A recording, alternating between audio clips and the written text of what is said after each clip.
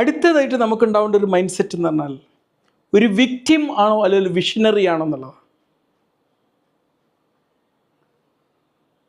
Victim എന്ന് പറയുമ്പോൾ ഒരു ഇര അല്ലെങ്കിൽ ഒരു ദൂരദർശിനി.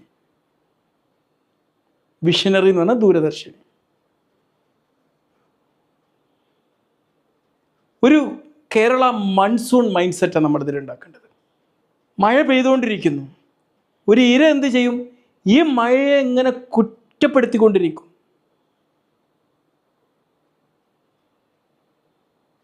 ഒരു വിഷണറി ആയിട്ടുള്ള ആൾ, ദൂരദർശിനി ആയിട്ടുള്ള ആൾ എന്ത് ചെയ്യും? ഒരു കുടയെടുക്കും, അല്ലെങ്കിൽ കുട വിൽപ്പന നടത്തും, എന്നിട്ട് ആ മഴയെ ആസ്വദിക്കുകയും ചെയ്യും. ഒരു ചെറിയൊരു ഫണ്ണി ആക്ടിവിറ്റി ചെയ്യാം. നിങ്ങളിങ്ങനെ യാത്ര ചെയ്തിരിക്കുമ്പം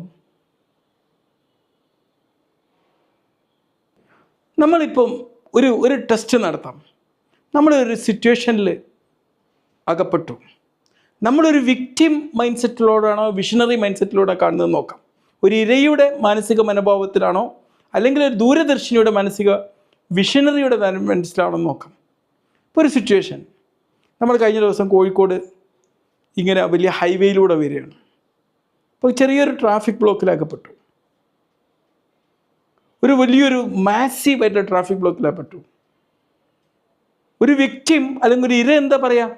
അയ്യോ, എൻ്റെ എല്ലാ ദിവസവും പോയേ. ഒരു വിഷണറി അല്ലെങ്കിൽ ദൂരദർശിനിയാൾ എന്താ പറയുക? ഗ്രേറ്റ്, എനിക്ക് ഞാൻ ഇഷ്ടപ്പെടുന്ന പോഡ്കാസ്റ്റ് കേൾക്കാൻ, അല്ലെങ്കിൽ ഓൺലൈൻ കോഴ്സ് കേൾക്കാൻ, അല്ലെങ്കിൽ എന്തെങ്കിലും അറിവ് കേൾക്കാൻ കുറച്ച് ഫ്രീ സമയം ലഭിച്ചു.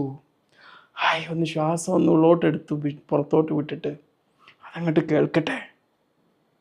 അതാണ് വിഷണറി പറയാം. ഇവിടെ സിറ്റുവേഷൻ സെയിം ആണ്, പക്ഷെ റെസ്പോൺസ് വ്യത്യസ്തമാണ്. നമ്മളുടെ ഒരു സാഹചര്യത്തിലുള്ള റെസ്പോൺസാണ് എല്ലാം മാറ്റിമറിക്കുന്നത്.